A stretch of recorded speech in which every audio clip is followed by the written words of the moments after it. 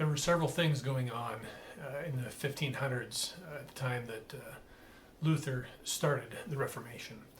His goal was not to break away from the Roman Catholic Church. He wanted to reform it because he saw things that he believed were in error. So, despite his protests, the Roman Church ended up kicking him out, and thus began the Church of Lutheranism. So, when John Calvin faced the same thing when he was in France and Switzerland, Menno Simons faced the same idea too as a priest in the Netherlands. So all three of these men basically invented Protestantism. And it's understandable that their reaction was what it was because Rome had deviated from the historic faith 500 years before. So in around the year 1000 is when that happened.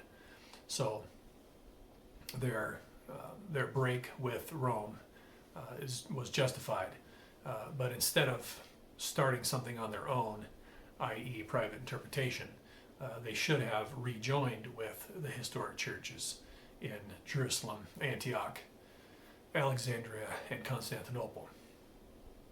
So the biggest fruit that came from the Protestant Reformation, which was a bad one, was the shift from a relationship, community, parish-based faith into basically just a system of morality. So really, Protestantism has turned into just a system of morals of this is how you're supposed to behave, and if you follow these rules, you're basically just being a good Christian. And the American Evangelical Church has taken that even further to where their gatherings really resemble nothing of what the historic church had done for the first 1500 years of history. So it's unfortunate that that image of Christianity is now the prevalent one in the West.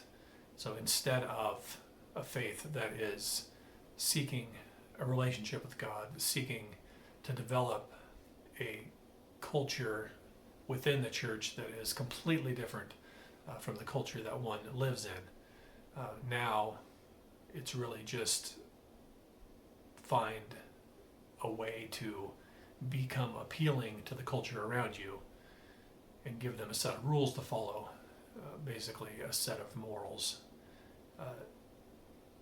The evangelical faith is really just a set of morality.